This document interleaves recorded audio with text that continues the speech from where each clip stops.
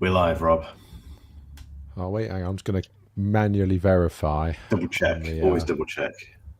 And while you're doing that, again, another reminder to people who listen to this podcast that we are live on YouTube these days.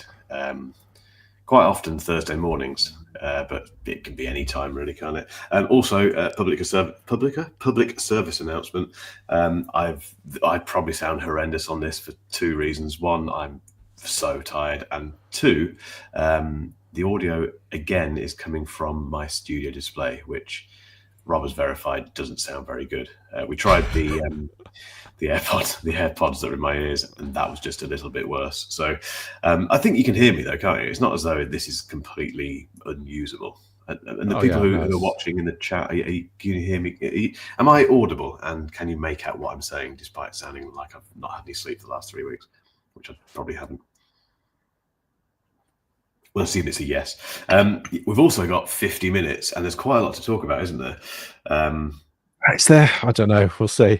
So who's in the house? We've got Jan. Jan and Joris are in the house. Hello. And they can hear us. Marvellous. So we are live. Good. It's worked this week. Brilliant. That's the main thing. I think, because you've been, as always, you've done a stellar job at putting together the show outline. I think we should focus very briefly on MWC, but then just go straight into the tech news. I want to talk about... what was it? YouTube Music, which is on here as well, but we'll save that for when I'm more awake and there's less other stuff to talk about. But quite a lot's happened this week in terms of tech news and stuff, I think, that we can smash through. Should we start with MWC? All right, I'm just moving the YouTube Music conversation out of the way. Yeah, okay. Yes, tell us about MWC. When, how long were you there? What happened? Who did you see? What did you see? Got to Barcelona on, when was it? Saturday. And got back yesterday evening. Yesterday it was Wednesday, obviously. MWC, very quickly, pretty much the same as MWC 2024, to be honest. Everything about it was almost identical products, apart from new phones, obviously, which we've all reviewed and seen already. Weird kind of AI robots walking around everywhere, and what else was there? It was very... I won't say who the brand was, but I spoke to one particular brand and said, so what are you focusing on this year then? And they kind of said, it's pretty much the same as last year, really. And great. And then we just started talking about football or something. So, yeah. I don't know what to say. AI just everywhere, exhausting, like boring, all the rest of it. And I think we had this conversation after CES, which is that I don't get to see most of the stuff that you've seen or that the Guardian reports on, because we're too busy focusing on giving out awards and stuff like this. Did you give out? Did you take some more awards? We did, yeah. We haven't made it public yet because we're kind of working with behind the scenes on doing some stuff afterward. Now the fact we've given them out, we're now working with the brands to do some stuff afterwards. But yeah, we did. Yeah, I can mention very briefly some of the brands we gave them to. We kind of awarded... Was it just you that went out there, or did Niall go as well? No, I had Niall there with Max there, both of us, yeah, all three of us rather. Not for the entire thing, but for towards the end we were all three there. When did this happen? So Max is back because he went off traveling the world for a bit, didn't he? Oh, he's been back ages. Yeah, he got back in when was it? November last year, I think. October, November, long time ago. Yeah, he's been working very hard behind the scenes. So I mean, he was a staff writer on the blog for ages, wasn't he? So, but now he comes to events. Yeah, we got him on events. He's doing a lot of stuff that kind of impacts the video production as well. He's, like I say, he's been his role has definitely expanded, which is awesome. Joris says you should take me next time. Okay, do a live podcast on location. You have to pay your own way, find your own accommodation, but that's fine. Maybe, who knows? We could do that. We could do a walking podcast. Who financed this? Jolly, did this come out of your own pocket, or did mainly us? Well, mainly us, but I did have some assistance in terms of flights and accommodation for me from Honor. So Honor, it was kind of sponsored by them, the actual trip, and it was a very cool trip. We did some very cool stuff. As a result of that, which was when I wasn't driving, but we were taken around the mountains in classic 80s Porsches by a bunch of guys, because obviously Porsche design, Honor, there's a tie-in there, so a little thing there. Did you ask them how annoyed they were about the Oppo Find that's now thinner than their phone? No, I didn't broach that. No, didn't bother bringing that up over dinner. Although we did, so we awarded, and go back to the awards in terms of who, just very quickly, we awarded the N5 just because it is. I don't know if have you seen it in person? I don't suppose you have. No. Well, we can't get it here. Can't get it. I know that's another entirely different story, isn't it? It's not that you can't get it. I mean, you can import it. So there are various people where you can get it. I don't think you should. I think you got just warranty concerns, and I wouldn't bother. Yeah, it's a shame because I've spent a bit of time with it, and it's an incredible phone. It is more impressive than the V3, 100%, which is why we awarded it in the MWC Awards. Ridiculously thin, and the crease is barely there. We're at a point now with them that it's pretty much gone. But yeah, then we awarded the trifold, the Mate XT, because that obviously was the big part of Huawei's presence there. Who else can I mention? Xiaomi. Have you had a go on one of those? The triple bendy phone. I touched the triple bendy phone last year in where was it? Berlin, I think it was. I had hands on there. Oh yeah, no, you did, didn't you? Yeah. I'm hoping to get one in our hands here as well. The other thing we awarded, which isn't to hand, is the Xiaomi 15, which is one of the best kind of mid-ish range phones I think I've ever tested. Just brilliant little thing, brilliant device. Are they going to send you an Ultra to look at? Hopefully, fingers crossed. There weren't many of those around. They were in very short supply, which is why people like Thomas, the technology chap, had it and no one else. No, you've got to get all the words wrong, Mark. So it'd be like Thomas, the technology bloke. Because you said chap, which is actually in his name. It's like, actually his name. Two-dimensional David. You've got to get all the words wrong. I should call myself that, two-dimensional David Tech. And a bunch of others. Some of them I can't mention because we're waiting to publish some stuff about it. But we were focusing on that really. So and there wasn't really anything wacky really. There was a Lenovo laptop that had it kind of folded out, so you had one screen above the other. It's in this very tall display. Couldn't quite figure that out. What else was there? Was there the one with the detachable keyboard? I can't remember who. I think it might be Asus or someone. They've introduced a laptop that you can just detach the screen completely. So you've got a full proper base with a proper keyboard in it, but you can just detach the screen. A bit like there was a Microsoft Surface a few years back that did that, wasn't there? You could just lift the display off the base and then use it as a tablet. Yeah, I don't think that was there. The Edge was there. The Galaxy Edge was there, and it's very thin, as it should be. Is it thin enough to be impressive next to an Oppo Find bendy phone, though? Don't know. Without having the two side by side, probably not, because the thing with the Oppo is that it then opens, and obviously the Edge doesn't do that, does it? So possibly not. I don't know. I mean, again, who knows when that's going to arrive? But whenever it does, I'm looking forward to checking the Edge out as well. But yeah, that was it really. Barcelona's a great place. Love Barcelona. MWC. It was just a bit similar to last year. Really, wasn't that?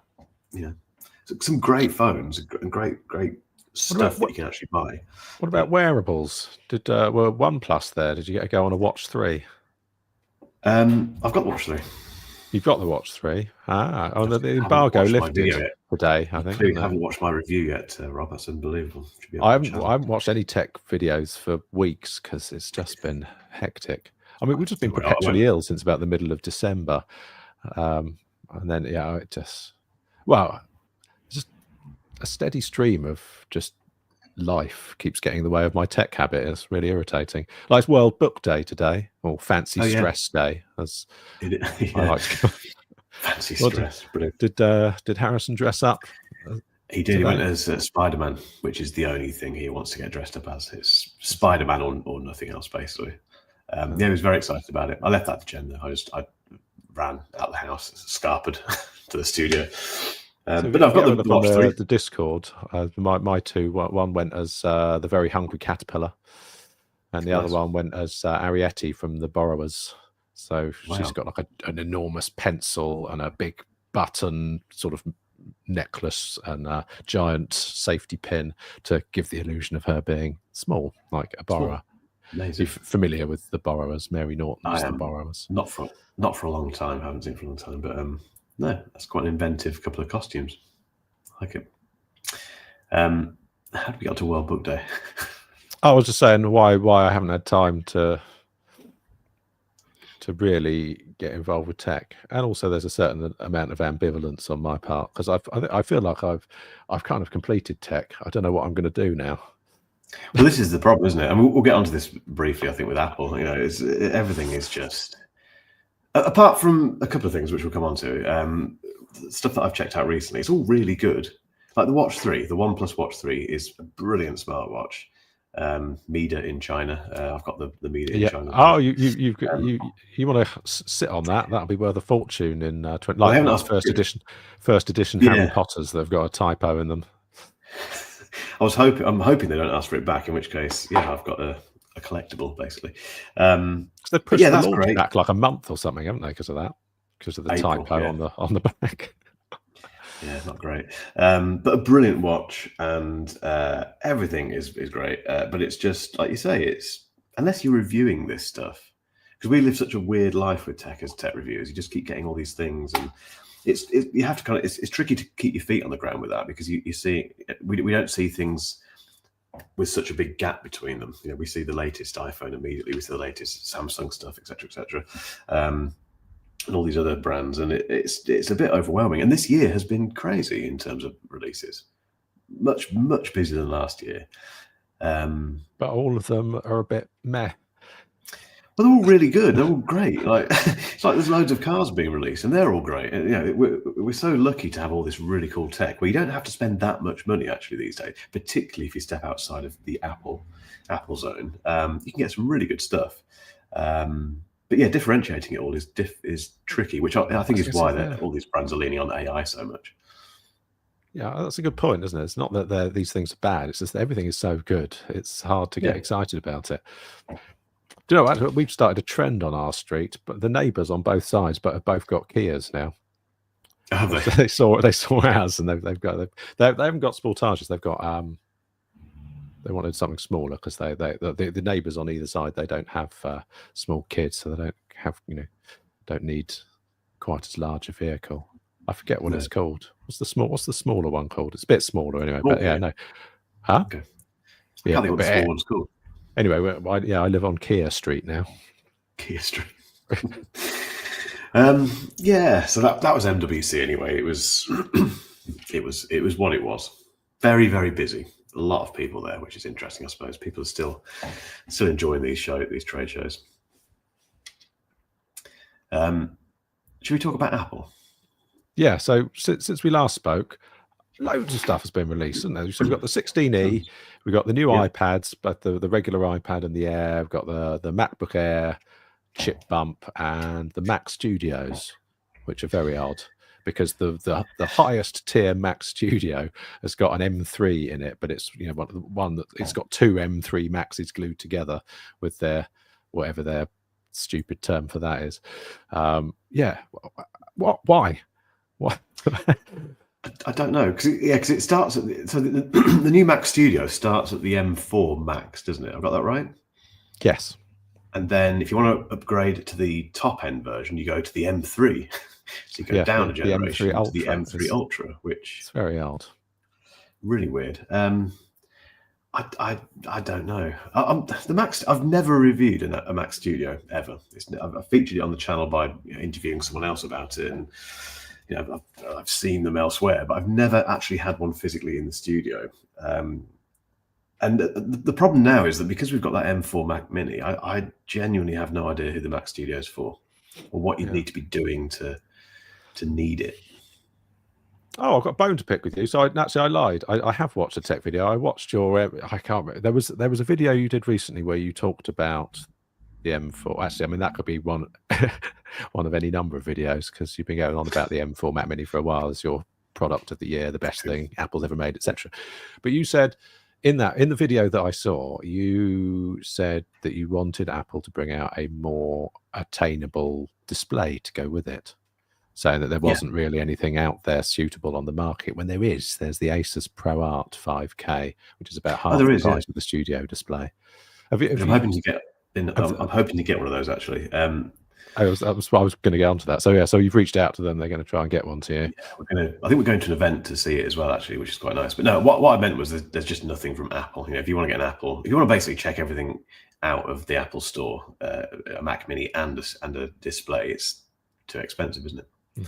And too old as well. TNC's in the house. That's a new name. Hello, TNC is helpfully informing us that it's £14,000 if you want to max out a Mac Studio. It's even worse in Europe.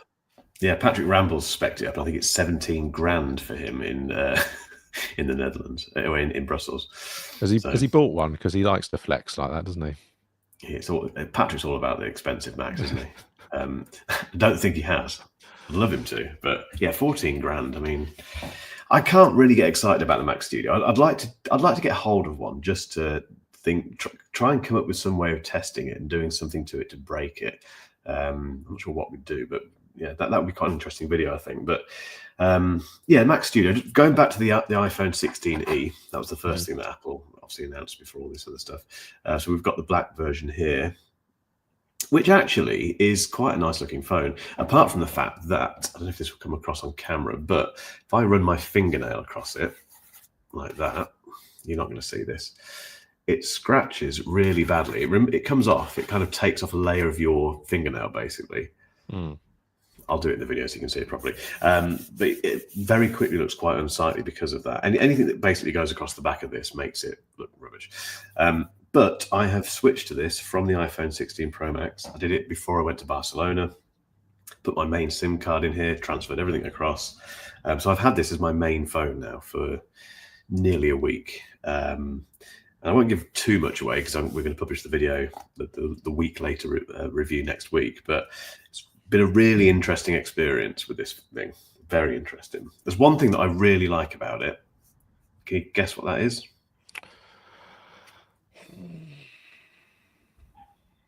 No. The size.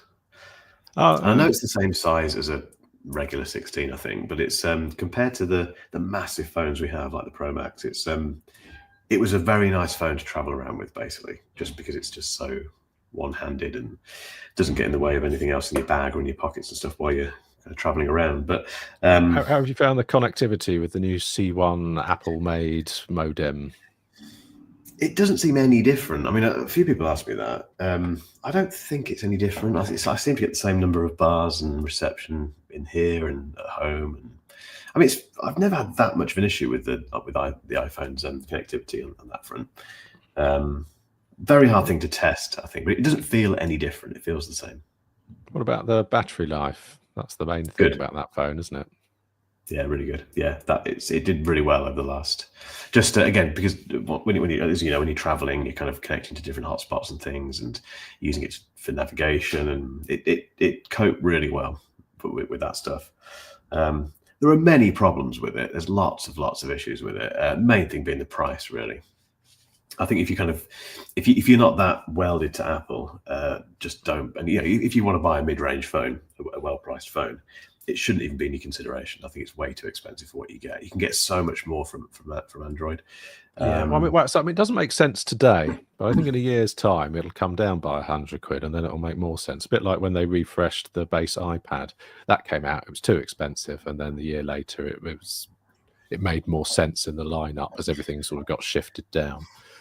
Yeah. So I don't know. I think it's deliberately priced high, so people not that they don't want people to buy it, but that maybe fewer people will buy it, or they'll go and seek out, a refurbished, older, full fat iPhone or a secondhand SE2 or whatever that will just sort of fit their needs.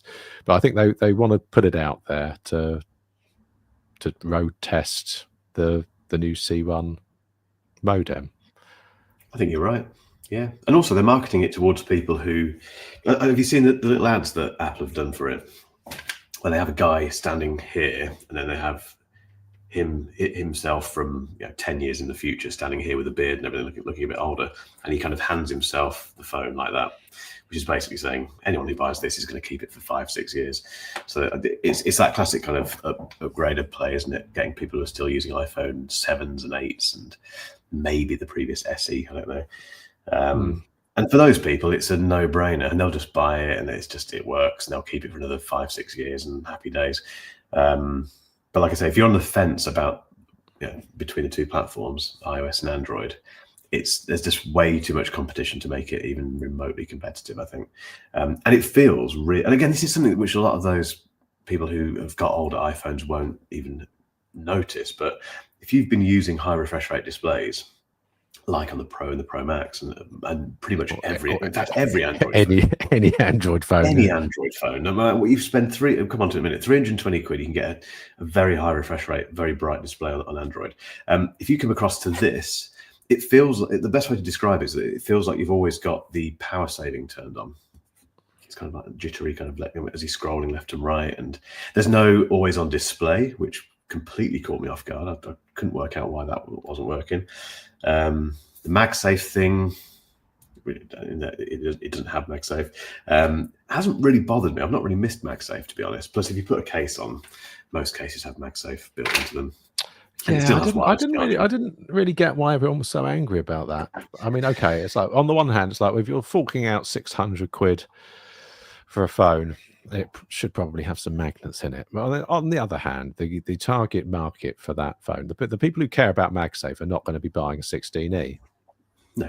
And I didn't miss it. And I've had MagSafe for years, since the 12 or whatever it was. And I suddenly thought the other day, it hasn't really bothered me, partly because I have that case and it still has wireless charging. So you pop it on your charger with a MagSafe compatible case, and happy days. It's like having MagSafe, really. The other thing it doesn't have is Touch ID. Touch ID is dead on the phones. Yep, but it has Face ID, obviously. But yeah, so you gain Face ID, but also Apple Intelligence. So now the entire iPhone lineup can do Apple Intelligence, but not the iPad lineup. So the new base iPad has only got 6 gigs of RAM, so it can't do Apple Intelligence, and it's got like an A16 or something in it, so it probably hasn't got the horsepower to do it either. What's up with that? I don't know. It's just another inconsistency. Just the Apple lineup is really doing my head in at the moment. It always used to be that like you just had good, better, best, and you sort of just broadly speaking got the same functionality whatever you bought, but the more money you spent, it just got a bit nicer. But now it's a bit more confusing, which I guess is brilliant for yourself because you can put together buying guides and people will look those out and you'll get all the views and the ad revenue and sponsorship from case manufacturers and all that good stuff. But just as a someone who's interested in this stuff, it's just like it's really hard work now trying to understand the Apple lineup. It's really hard work for us as well. I mean, just creating buying guides is a nightmare. It's really strange that entry-level iPad. It's still a great device. I mean, again, let's not beat around the bush. Apple Intelligence is pretty useless at the moment, but it should have access to it. I think the fact that their entry-level iPhone does, why doesn't the entry-level iPad have it as well? Right, and then you've got the new Air that's got an M3 in it, but the new MacBook Air has got an M4. Yeah, I hadn't thought of that. Yeah, that makes no sense either, does it? I don't know. A lot of it feels like it's the classic kind of binned parts thing, keeping hold of those chips forever. And the A6 is it the A16 that's in the new entry level iPad, isn't it? That's got the A16. They've clearly just kept a whole bunch of those from whatever iPhone that was in. All the binned ones they've put into a cupboard somewhere in Tim's office and just yank them out when they need to create a new iPad. It's the way they make so much money, isn't it? It's the reason that they're so profitable, and that's how they satisfy their investors. And I just don't know how much longer they can keep doing this because so many of the products feel a fair bit behind the competition when it comes to things like display technology and AI capabilities and all that sort of stuff. But then people keep buying this stuff, don't they? So I don't know. It's a tricky one. But we do have a MacBook Air in blue now, which is great. That's exciting. Genuinely exciting. And again, this is how Apple gets you because, okay, it's an M4 MacBook Air. It's not that much different to the M3 version, but it's blue now, which looks great. And I immediately want one. With a color matched braided cable that you can also buy separately if you just want one for your existing MacBook that has a MagSafe 3 connector on it. But I mean, that light blue is nice, but it's come at the expense of space grey. Space grey seems to be being phased out. Are there any products you can get in space grey now? I think it's. Don't think there is there? It's sort of been replaced with things like Midnight, and so space grey on its way out. What's interesting about the MacBook Air? Well, it can support 32 gigs of RAM now. We used to top out at 24. It can support 2 6K displays, whereas before it could only support one external display. It's got an updated front-facing camera, and it's £100 cheaper, which is lovely. There is that, yeah. But for both, I think, isn't it? For the 13 and for the 13 and the 15, they're both £100 cheaper than they were this time last year. So can't really complain about that, except for the fact that, again, there's another inconsistency in the Apple lineup. All of the computers can only support Wi-Fi 6E. As you know, at home, I've Wi-Fi 7'd the place up, and so I've just got a self-imposed limit that I'm not going to buy anything unless it supports Wi-Fi 7. So M4 generation is out for me. So the computers don't, but the iPhones do. Yeah, it's true. What's up with that? No idea. We need to get Tim on this podcast and interview him, don't we? I reckon he'd be up for that. I don't know. I mean, the MacBook Air is such a good laptop, though. I'm thinking of selling actually, here's another inconsistency for you. The new iPads, the cellular iPads, don't have a C1 in them. Why not? No. Well, I guess, like you said, they're probably using the 16E to test it. A guinea pig. Yeah, which is fair enough, I suppose. But no, the MacBook Air. Jan's saying she's hanging on to her old design MacBook Air. Yeah, you and me both. It's classic, isn't it? You'll have to prize this out of my cold dead hands. But I think when you do have to do that, when that eventually dies, if it ever does, or if the battery starts to go, the upgrade is massive between that. Well, not massive in terms of performance, but certainly massive in terms of the generational leap, in terms of the design, and the fact you can go for a 15-inch over just the 13-inch. It's a great laptop, and it's great that it's reduced in price. I mean, that's very un-Apple-like. Although we've had a few instances of that, haven't we, recently with Apple, where things have been a little bit cheaper for whatever reason. But yeah, it's, again, we just can't get excited by any of this stuff, can we? Until something new comes along. It kind of is what it is. But having said that, the iPhone 16e is an interesting device. From having switched to it and having experienced all the other phones I've experienced, I'm excited to review this because it's I've got lots of thoughts on it, so I'll save them for the video. I guess. If you look at it on paper, and it's not a very interesting device at all, but I think that old school Apple would always be, look, it's not about the specs, it's about the experience that it delivers. And from what you're saying, it sounds like you get a full Apple experience despite all of the things that people complain about on that device. It hasn't got optical stabilization on the camera and all of that sort of stuff. But does that matter to the kind of people that are going to buy a 16E? No, probably not. Or you don't get like photographic styles or any of that stuff either, do you? So it always used to be the case that the Apple device specs were rubbish, but they somehow managed to pull a spectacular experience out of the bag, and I think that sort of is where the 16E fits. But I think we've just been spoiled in recent years since Apple Silicon, the M1 era, where it's just smashed everything else out of the park for a few years. Everything's caught up now, but we found ourselves in this weird situation where actually not only do you get the good experience, but it's actually better than you can't deny that sort of between 2020 and 2022 they were just storming it. Yeah, they were. Yeah, I'm going to backtrack on that because the base spec machine still came with 8 gigs of RAM, and everyone complained about that. But you could go and open every app in the dock, and it wouldn't bat an eyelid, would it? Yeah. So I think this period was inevitable, wasn't it? Getting to this stage. Is that everything Apple-wise? Have we covered the Apple news in 10 minutes? Wow, there's been a bit of news that more rumors about a bendy iPhone coming late 2026 or possibly 2027 that's entirely creaseless. They reckon they've solved the crease problem. So, but it's going to be £2,000, $2,000 plus, and it won't have Face ID. So I don't know how that's going to work. So having eradicated Touch ID from the iPhone lineup, it looks like they might have to bring it back.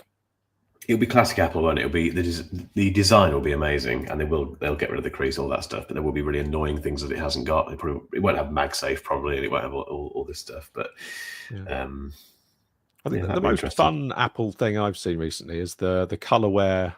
You're familiar with Colorware, the company that sort of will do you custom colored Apple gear. They've got they've just launched a retro Mac looking AirPods Pro product. There's a link there. Nice. If you want to bring it up. So or if you're playing along at home, just Google Colorware AirPods Retro. Look, so it's sort of beige. It's got some stripes. It's got like the old Apple rainbow kind of thing on the hinge. Nice looking thing. It looks very nice. I was trying to share it, but that's not working, so I won't bother. But we'll put a link in the show notes for that. Yeah. Okay. I'll wait to watch your video and see if you can explain to me why the 16E is interesting, because I'm not convinced so far. I'm far more interested in what's come out from other companies like the Nothing, the 3A, and the 3A Pro. Has Carl sent you one of those? He has. There we go. So the 3. I'm confused. Before you say anything, what's your favourite one, looks wise? Oh, I like the one with the honking great camera bump. I think that's fantastic. This? Yeah. See, that's my favourite. The 3A, which is the kind of it looks R2-D2 it looks like one. Bender from Futurama. Yeah, it's got that kind of weird thing going on. I love that. I think the 3A Pro, which is this one, looks a little bit, I don't know, not quite as characterful as that one. Personally, both interesting. The sort of pill-shaped camera bump on the non-Pro 3A is friendly, as was the camera array on the 2A. It looks nice and approachable. I kind of like the centeredness of it. That's one of since getting a phone with a centered camera bump. Now phones that have an off-center camera bump really get on my nerves, because when you place it screen up, it's kind of wobbly. But having got used to a phone that's got a centered camera bump, all phones should have that, I think. I agree. But what I'm confused about is the A suffix in the Nothing line is for budget, like in the Pixel line. So what the hell's a 3A Pro? What? It's not, is it? I think either it's budget or it's Pro. You can't have both. That's not okay. The Pro moniker probably it wasn't the best choice, I don't think. I mean, the only thing that separates the two, really, apart from that design, is the camera system. So the 3A Pro zoom. Yeah, it has a better zoom, although that translates to being 3x rather than 2x on the 3A. So it's not massive, but it's noticeable. And it's got a better selfie cam, 50 megapixel over 32 megapixel. What else has it got? That's pretty much it. Different sensor, different main sensor. Did you see they got into trouble? They posted a video comparing the video stabilization compared to the iPhone 16, and it came out much better. But then it's because they were recording the video on the iPhone 16 using the ultra-wide camera, which is not a fair comparison. Brilliant. So they got they say it was an honest mistake, and I think I believe them. So that because that video where they were sort of showing off the photo and video capabilities of the 3A series, they were going all around the place, taking photos of landmarks, taking videos, and they got on a bike. And they must have just left it on the ultra wide when they were taking that video footage, and no one spotted it until they posted it on the internet, who immediately spotted it, and they got very heavily told off. But they did put their hands up and go, "Oh yeah, sorry." But I'm not going to get a 3A or a 3A Pro. I want the full fat Nothing Phone 3 because it's got a lot. I mean, okay, great. It's now got a Snapdragon chip in it, whereas the 2A had what it had, MediaTek Dimensity or something probably. Yep. Is that what it had? Yeah, it was MediaTek. Yep. So yes, they've got proper Snapdragons, but they're Snapdragon 7s. I'm sure in everyday use it doesn't feel sluggish at all, because there's nothing wrong with the Snapdragon 7 at all. But if I'm going to buy a new Nothing phone, I want the full Nothing experience. What I do like about it, my favorite thing about it, because I'm all about barking things I need to remember into Siri, and then it goes automatically into my reminders, and if I tell it to go into a specific reminders list, it will go into that. There's a dedicated button for mind dump, isn't there? And it goes into, I forget what it's called. What's it called? The something space. That's the essential key, and if the essential space, it goes into the essential space, which is it's gone. Yeah, so that button, you've got a hardware button to press where you can just dump what you're thinking and it'll remember it for you. And it's got some AI transcription and other stuff. And I haven't used it. I've only seen like brief snippets of it in use. But that sort of second brain interface where you have something you need to remember. You can't do anything about that thought right then, and you just want to dump it somewhere and know that it will be there when you have got time to look at it. That's fantastic. Yeah, I mean, it's their take on AI, actually. I mean, like you say, it uses AI. Once you've dumped stuff into the essential space, it does its best to work out what that photo is, and it picks out if you've said, if you've added a reminder technically to your voice note or your text note, it takes that out and creates a reminder for you. And it's far more interesting than any of the other AI stuff that we keep being bombarded with, to be honest, which haven't really invested much time in, and I don't blame them for that. Who cares? Yeah. This is far more interesting, and also as a button, it has far more use than the camera control on the iPhone, which is just a misstep by Apple. Terrible thing. And whereas this makes a lot of sense, I think. It's very, very version 1, very beta-ish. You can't, for instance, edit. I don't think you can edit the to-do items that it creates for you in there, and a few other little niggles here and there, but I don't think it's any worse than the daily briefing in One UI 7, is it? No, and nothing are very open about the fact that it's version 1, and equally they give you access to early versions of other features that are coming. But it's got a lot of promise, I think, and it's just a much more not transparent, a much more a less in your face implementation of something that is AI based compared to what we get from Galaxy AI and Apple Intelligence and every other brand that we're putting all this AI stuff in. It's just a bit more interesting and less in your face. I think that's the overall Nothing vibe. I think they're the most fun and interesting mobile brand out there at the moment. I love their design and the way they approach things, and even down to their packaging design and things. They really put effort into the entire experience from the moment you get it out of the box. They do. It's a fun, and 329 quid for that, which is, I mean, going back to what we were saying about the iPhone 16e, this has 120 hertz refresh rate. It's got, I think, is it 3,000 nits? No, 2,000 something. Or is it 3,000? Watch my review. It's all in there. Very, very bright display. Like you said, the Snapdragon 7, is it 7S? I think it is. Isn't particularly new, but it doesn't make any difference to everyday usage. And if you want a fast smartphone, buy mid-range, buy flagship, whatever. You're not going to get that from 329 quid. But it's got everything else. And the fact that, it's a bit slightly confusing between these two. But I think if the camera performance, the reachability of the optical zoom is important to you, you go for the Pro. Forgetting the Pro name, which is a bit confusing, you go for this one. If you don't care about that, just get the cheapest one, or wait for the 3 whenever that's going to arrive. That's now confusing, isn't it? Because you've got a 3A, you've got a 3A Pro, and then if you've got just a Nothing Phone 3 no suffix, as a consumer, which one do I go for? That one's got Pro in the name. I want the one with the Pro in the name, because I don't necessarily know that the 3 without a Pro is better. True. I mean, I guess you look at the price. You go, well, why is that one more expensive? It's not a Pro. They've messed up there, unless they call it like the Nothing Phone 3 Daddy Ultra or something. I think they'll call it something else, I guess, and maybe they'll finally do a proper flagship. Maybe there'll be a 3 Ultra or something, which is 1,200 quid and has everything. I'd love to see that. I think. Yeah. Oh, have they sent you some ear A's? They've got some new earbuds, the ear A's. No, I haven't got those. No, I've got the what they call the open ones that are nothing open. They're really good. Really, everything they make is really, really interesting and good. Can you hold up the 3A Pro? How offensive is that camera bump? I mean, it's pretty.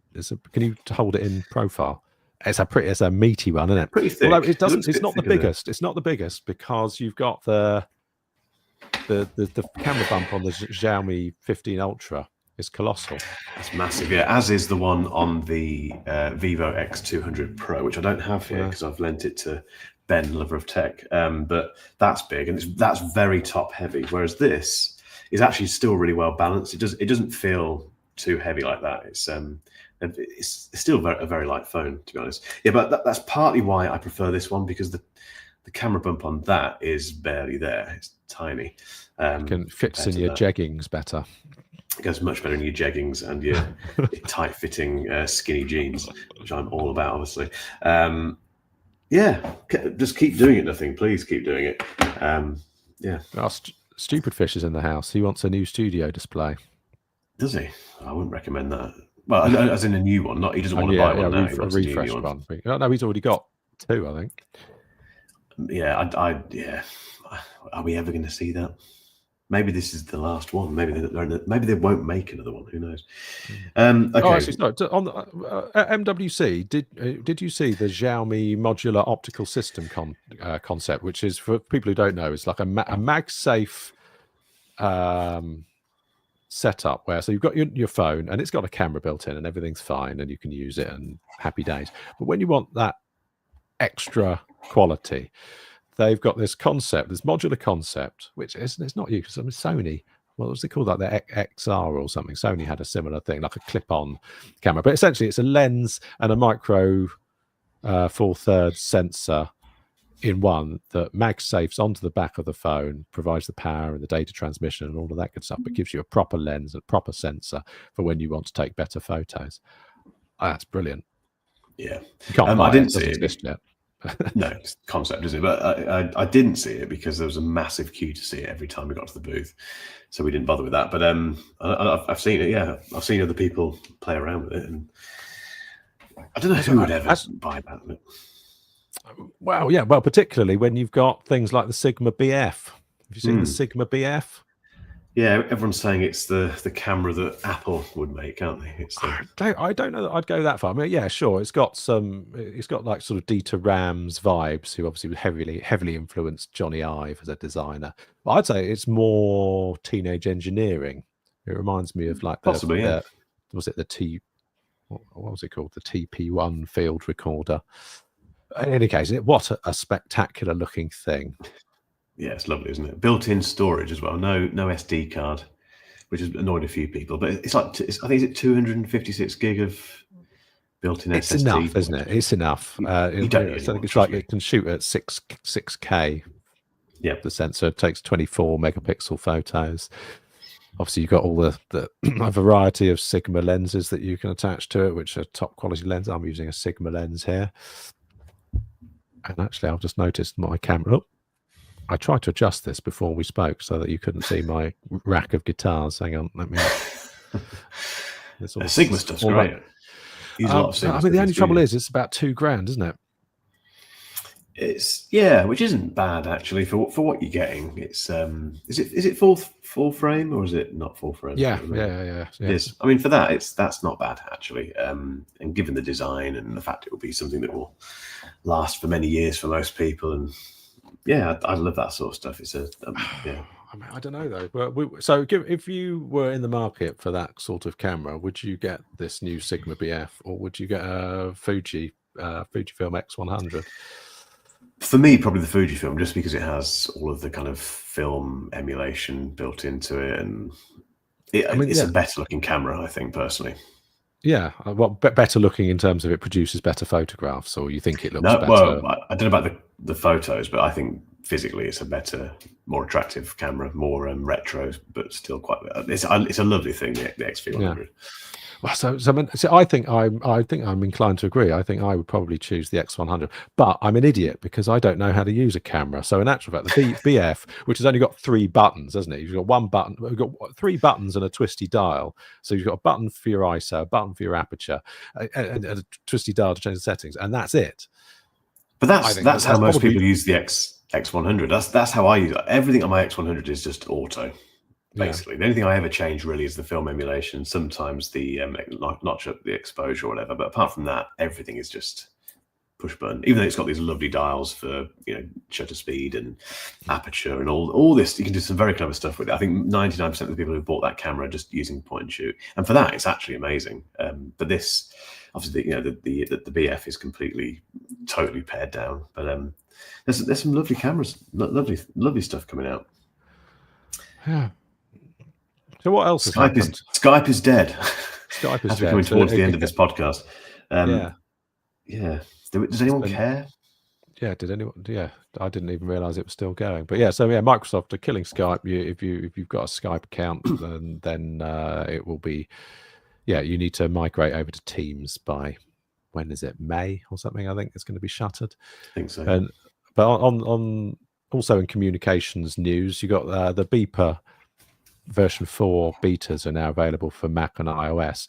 So for ages, they'd really focused all of their efforts on the Android client, and it was streets ahead of the iOS and the Mac desktop clients, because this was when they were still trying to shoehorn iMessage into it. So yeah, they threw all their resources at making a really polished, really good Android multi-messaging platform solution, and then obviously the iMessage thing broke, and then it got sold to Automatic, who are behind WordPress.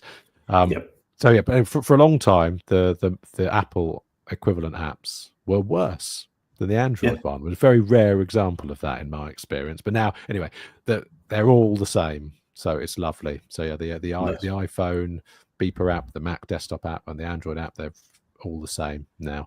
So it's still in beta. You wouldn't know it. I've not encountered any issues with it. So yeah, if you like having all of your chats from WhatsApp and Facebook Messenger and Discord and Slack all in one place, you can do that with Beeper. And there's no wait list now. Remember when I first got Beeper, I waited over a year to get access to it.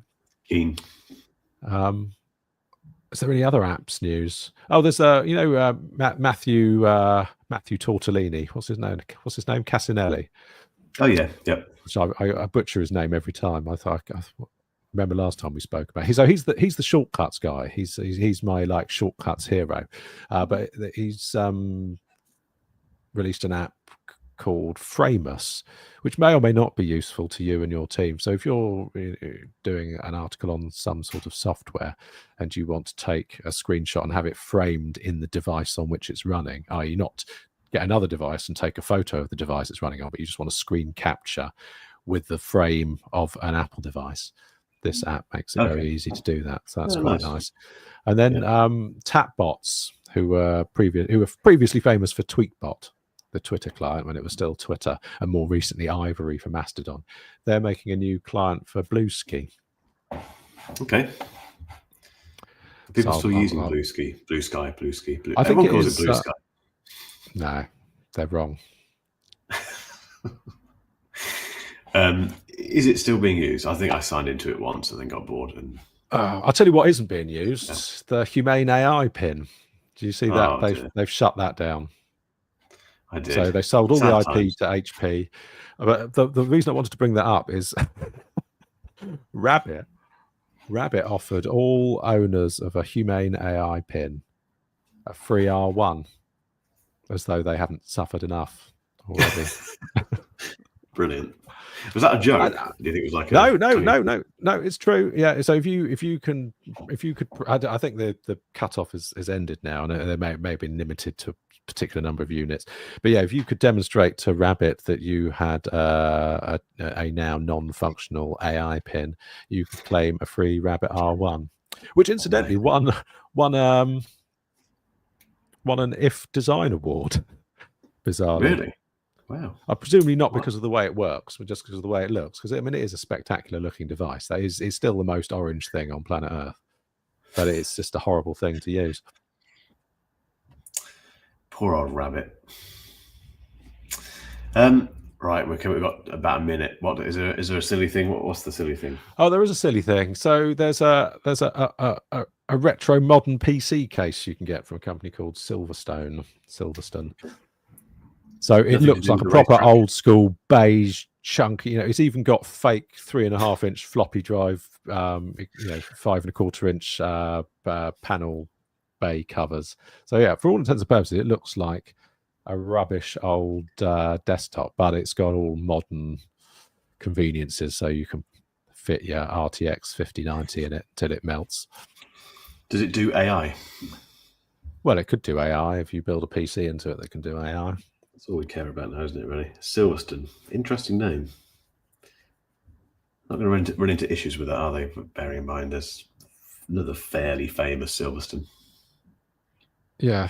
The case manufacturer Silverstone has been around for a while. But yeah, I think that looks delightfully crap, doesn't it? It looks rubbish. Even the in a good way, the website looks rubbish as well, doesn't it? Yeah. It's a really 90s website. More of that. I think going back to what we were saying at the start, in fact, I wonder if they've done this purposefully with the websites. It looks like it hasn't been updated since about 2010. But yeah, going back to what we were saying earlier about everything being great now and yeah, whatever, where do we go from here? The retro stuff is far more interesting, isn't it? Which might be why the nothing phones are interesting, because they have a lot of retroness about them. There's some, you can see the screws and stuff in there. And, yeah, it's an interesting time, isn't it, for tech? Indeed. Kind of isn't. We've hit the buffer now, and I do have to shoot off. And also, I'm gradually still dying after all this travel recently, but. In 2 weeks' time, I don't know if anything it will have happened, but we'll spend the next one just talking about YouTube music. All right, let's do. Yeah, I'm interested to hear how you got on, because I know you've tried it. So it's very good. We'll see. I like it. We'll see what you thought. Oh, don't give it away, Mark.